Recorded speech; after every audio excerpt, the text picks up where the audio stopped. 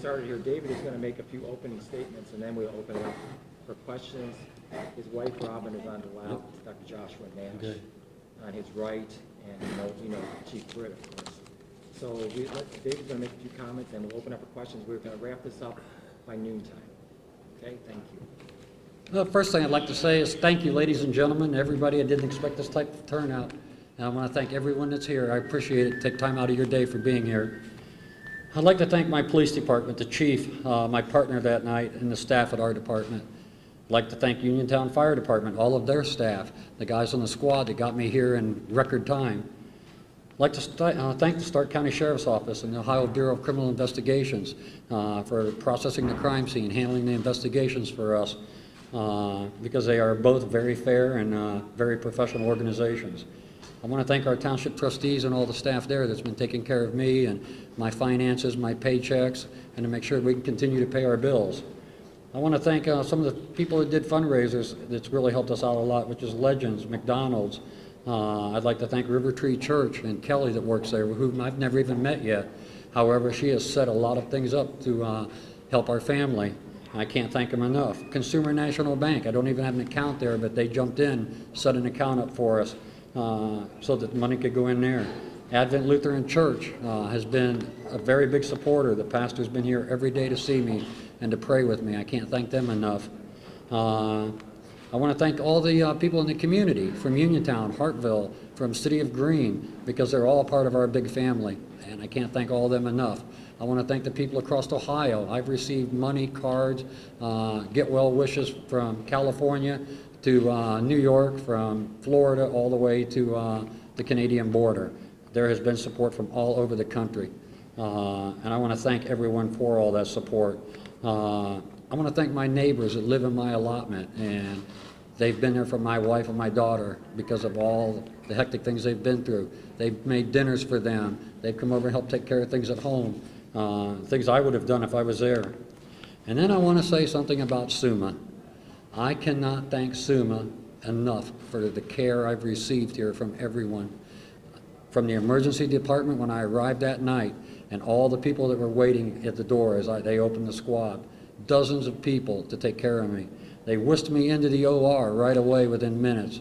They had me unconscious in the OR within a minute or two and was already working on me because I was alert the whole time until they knocked me out in the OR. I remember everything at that point.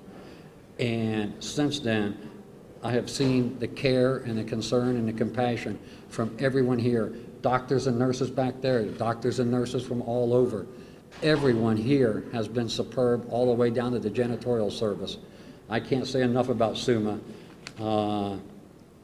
SUMA got a bad rap last year. I don't agree with any of it because that's not what I found here. I found the best possible care you could get anywhere in the world. And they're one of the finest organizations I've ever had in my life, and I'm 59 years old. This is not the first time I've been in a hospital, and this is the finest I've ever experienced, and I can't say enough for them. And I want to thank my wife and kids for their support and everything that they've had to go through and all the heartache that they had in the first few days. And last but not least, I want to thank God Almighty that I'm still sitting here and can talk to all of you today. If it wasn't for God and it wasn't for SUMA, I wouldn't be here. And I know that, and I thank everyone for that. And that's all I have. If anyone has any questions, or if the doctor has a comment or statement he'd like to make, I'm finished. And I thank all of you again for being here.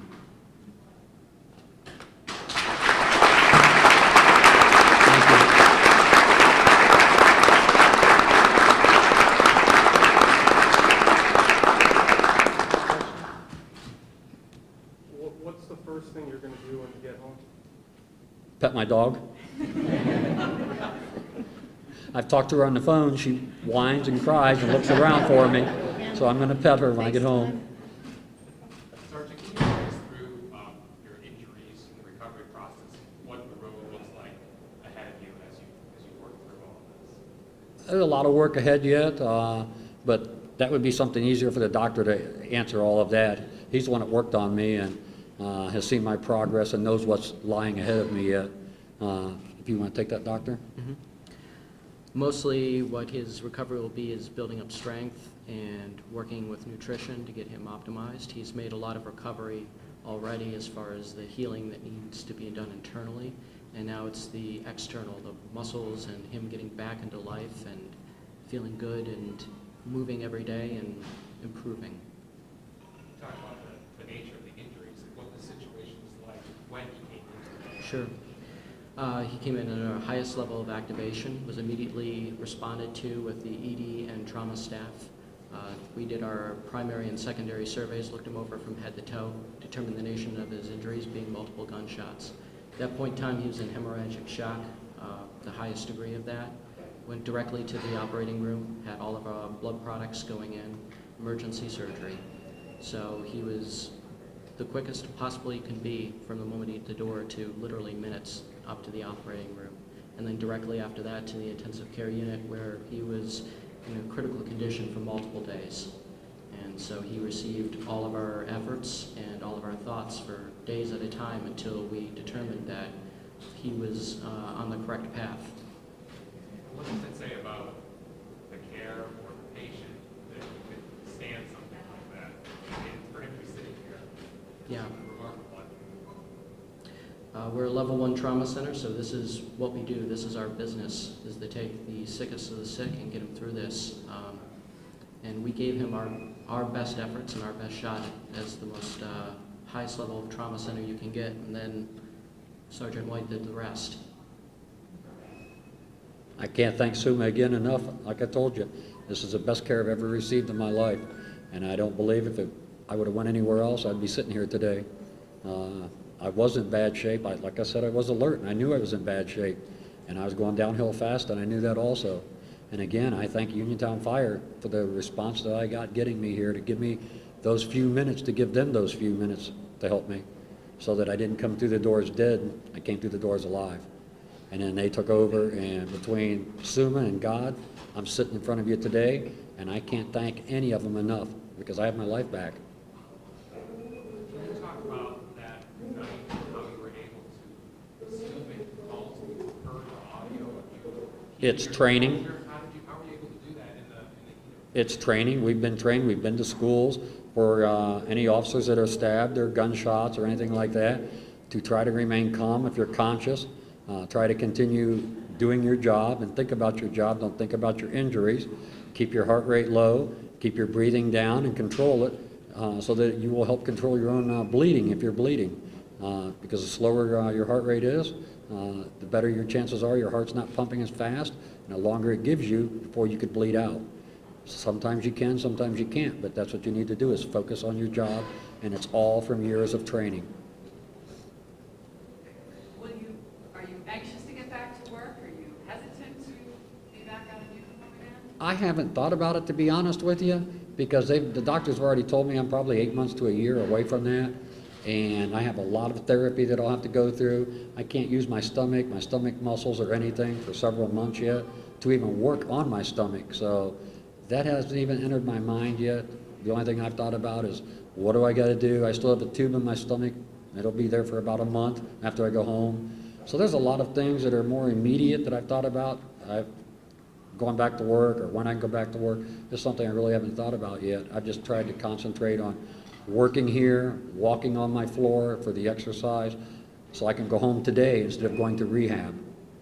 So I did the rehab, and I've worked on that, and I'll continue to rehab at home and get stronger and stronger. So when they finally tell me it's time to start working on my stomach and my muscles and my abdomen, I'll be ready to do that, which will give me a faster recovery, maybe 7 or 8 months instead of a year.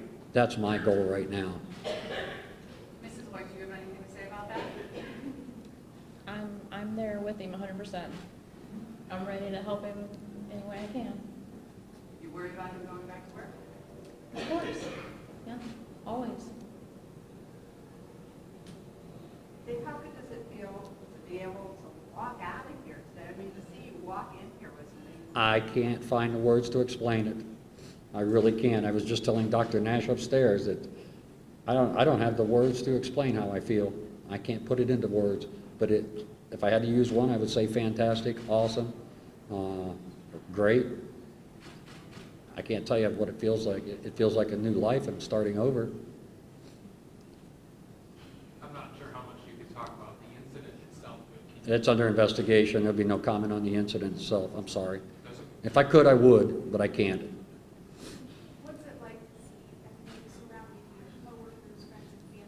overwhelming. I'm trying to fight back the tears and the emotions. It's very, very overwhelming.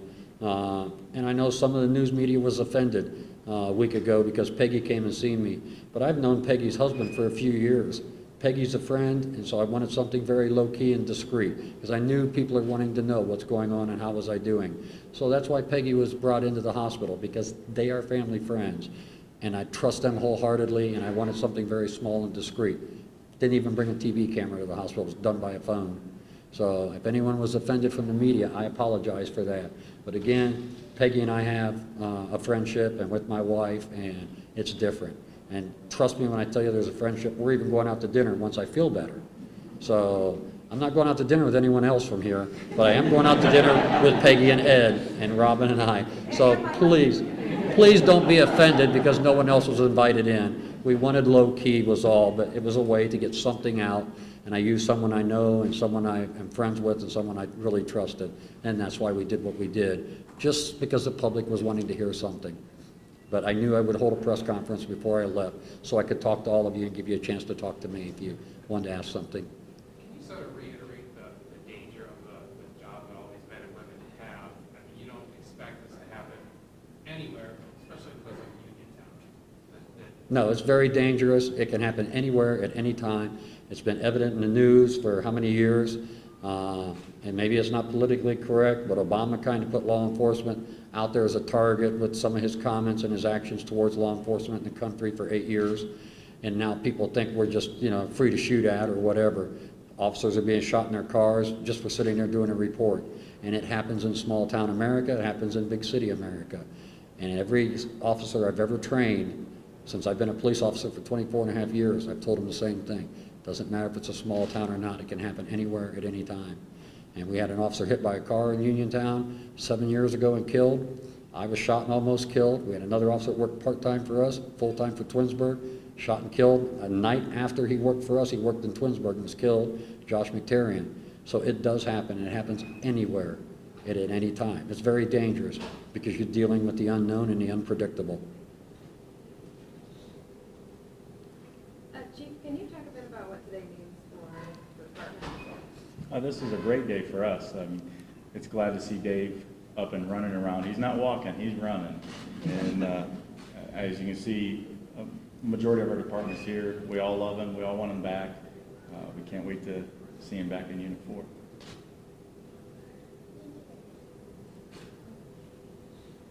Doctor, what's the long-term prognosis for the officer here? Long-term should be excellent. I expect him to make a full recovery. And Doctor, how amazed are you at your patient? Well, getting to know Sergeant White, not amazed at all. This is exactly what I expect from him. He's been a model patient, working his butt off, and so he deserves all the success he's having. And I bet for you, it had to be a great feeling to see him walk. Yeah, you can't stop him. I'm telling you guys, this team, these people are the best in the world. You don't have to go to Cleveland Clinic to get this kind of care. You can get it right here in Akron and come to SUMA. I'm telling you right now, I'm not being paid for an endorsement. I'm telling you what I feel and what's in my heart and what I know to happen.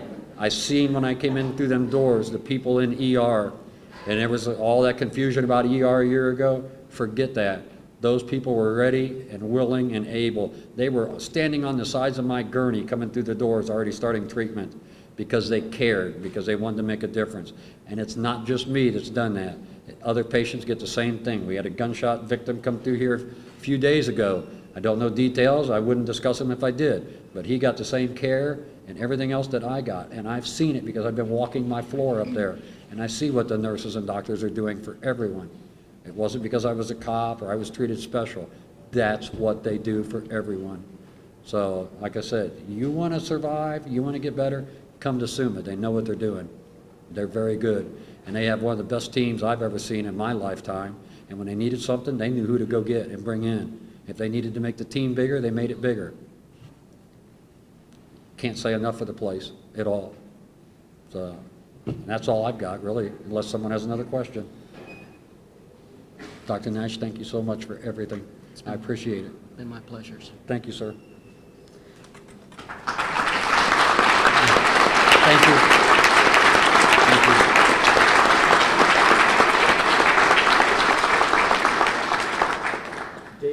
family will be on their way. Dr. Nash will be available for a few minutes if anyone wants a one-on-one with him.